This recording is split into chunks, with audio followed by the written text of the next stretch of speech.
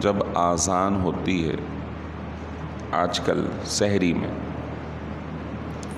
تو وہ حقیقت میں فجر کا وقت شروع ہوتا ہے اور فوراً اذان ہو جاتی ہے، اور اس سے پہلے پہلے تہجد کا وقت ہے، یا وہ رات کہلاتی ہے، اور جو سحری کا وقت ہمارا ختم ہو کے فجر کا وقت شروع ہوتا ہے وہ دن کہلاتا ہے۔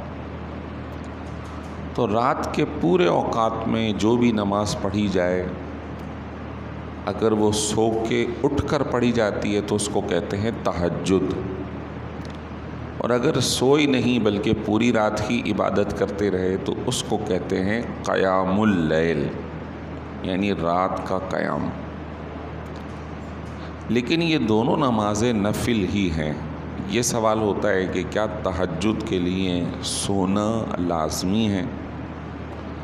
تو میں یہ عرض کرتا ہوں کہ سونے کے بعد جو پڑھی جائے وہ بھی نفل ہے، اور بغیر سوئے جو پڑھی جائے وہ بھی نفل ہے۔ تو سو کے اٹھیں گے تو وہ 2-4 پڑھیں گے آپ، اور جس نے پوری رات پڑھی تو وہ زیادہ پڑھی۔ اور کئی بزرگوں کے واقعات موجود ہیں کہ پوری رات وہ عبادت کیا کرتے تھے۔ حضرت غوث پاک 40 سال تک ہر روز عشاء کی جو نماز پڑھ کر فارغ ہوئے تو پھر پوری رات عبادت میں گزر جایا کرتی تھی۔ امام اعظم ابو حنیفہ رحمۃ اللہ تعالی علیہ پوری رات عبادت کرتے تھے۔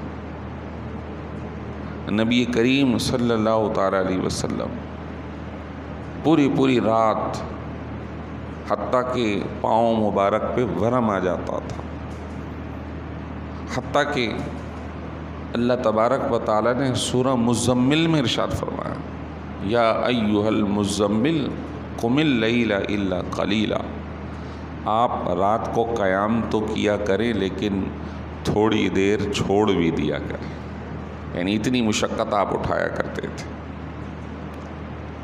نصفہ او انقص منہ قلیلا او زد علیہ، آدھی رات کر لیا کریں، یا آدھی سے کم، یا آدھی سے کچھ زائد، یعنی کہ حضور کا قیام اللہ کی بارگاہ میں اتنا ہوا کرتا تھا۔ تو پوری رات جاگ کر بھی عبادت کی جا سکتی ہے، سو کے اٹھ کے بھی عبادت کی جا سکتی ہے۔ یہ صرف نمازوں کا نام کہلائے گا کہ سو کے جو اٹھ کر پڑھی اسے تہجد کہتے ہیں، اور جو بغیر سوئے مسلسل پڑھتے رہے اسے قیام اللیل کہتے ہیں۔ لیکن اللہ کے یہاں ثواب میں کمی نہیں ہے کہ آپ نے اس وقت میں اللہ کی عبادت کی۔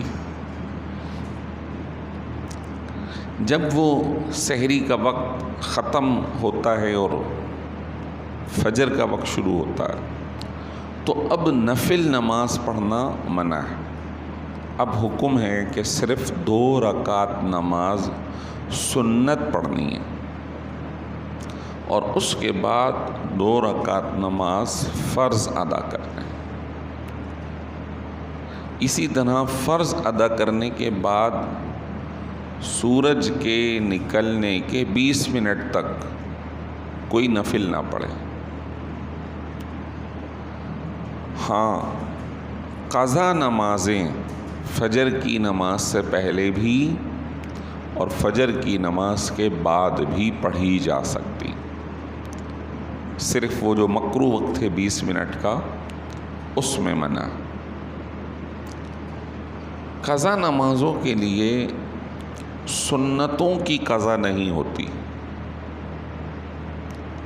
صرف فرض نمازوں کی قضا ہوتی ہے، یعنی جیسے فجر کی 2، ظہر کی 4، عصر کی 4، مغرب کی 3، عشاء کی 4، اور وتر 3 وتر، یہ بھی قضا پڑھتے ہیں۔